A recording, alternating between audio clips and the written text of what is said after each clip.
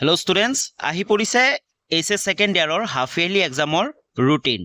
এই যিখন ৰুটিন আছে এইখন হৈছে তিনিচুকীয়া ডিস্ট্ৰিক্টৰ তোমালোকে চাব পাৰা district level internal examination committee Tinsukia. যিসকলৰ এতিয়ালৈ হাফ ইয়াৰলি এক্সামৰ ৰুটিন দিয়া নাই তেনেহলে আমাৰ চেনেলটো সাবস্ক্ৰাইব কৰি ৰাখিবা। যেতিয়া তোমালোকৰ ৰুটিনসমূহ আহে আমাৰ এই চেনেলত তোমালোকে ৰুটিনসমূহ পাই যাবা। আৰু তোমালোকৰ যিসকলৰ এতিয়ালৈ দিয়া নাই বহুতে চিন্তা কৰি আছে যে হাফ ইয়াৰলি এক্সাম কেতিয়া হ'ব। তোমালোকক কৈ দিওঁ 25 ছেপ্টেম্বৰৰ পৰা 29 ছেপ্টেম্বৰৰ ভিতৰতে তোমালোকৰ পৰীক্ষাসমূহ হ'ব।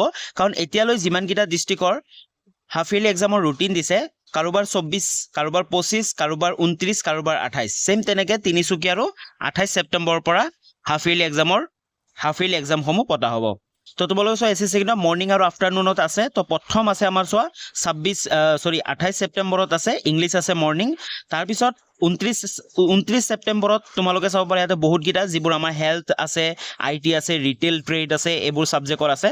তাৰপিছত 30 ছেপ্টেম্বৰত আছে আমাৰ মৰ্নিং আছে ফিজিক্স একাউণ্টেঞ্চি পলিটিকেল সায়েন্স আৰু আফটাৰনুনত আছে general studies. Okay general studies এবাৰ নতুনকে তোমালোকৰ সাবজেক্ট এটা আহিছে জেনাৰেল ষ্টাডিজ। এই সাবজেক্টৰ এক্সামটো কিন্তু সকলোৱে দিব লাগিব। তাৰপিছত 1 অক্টোবৰ মাহ আহি গ'ল। 1 অক্টোবৰৰ মৰ্নিং আছে স্বদেশ অধ্যয়ন আৰু আফটাৰনুনত আছে কমিউনিটি সায়েন্স য'ত আমাৰ হোম সায়েন্স আৰু বিজনেছ মেথামেটিক্স এণ্ড ষ্টেটিষ্টিক্স আছে।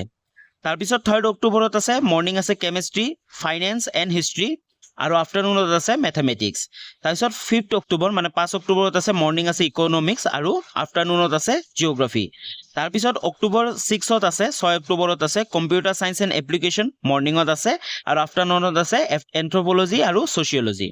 তাৰপিছত 7 অক্টোবৰত আছে বায়'লজি এডুকেশ্যন বিজনেছ ষ্টাডিজ আৰু আফটাৰনুনত আছে লজিক এণ্ড ফিলচফি। আৰু লাষ্ট এক্সাম আছে 8 অক্টোবৰত আছে মৰ্নিঙত আছে মডাৰ্ণ ইণ্ডিয়ান লেংগুৱেজ MIL কাৰোবাৰ অল্টাৰনেটিভ আছে কাৰোবাৰ এছএমিছ আছে আৰু আফটাৰনুনত আছে চেলছ মেনেজমেণ্ট এণ্ড এডভাৰটাইজিং। তো এইটো হৈছে তিনিচুকীয়া ডিষ্ট্ৰিক্টৰ হাফ ইয়াৰলি ৰুটিন।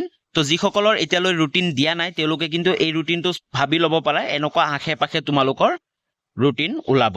তো যেতিয়া তোমালোকৰ ৰুটিন ওলাই আমাৰ চেনেলটোত পাবা। তো তাৰ কাৰণে তোমালোকে চেনেলটো সাবস্ক্ৰাইব কৰি বেল আইকনটো প্ৰেছ কৰি অল কৰি ৰাখিবা।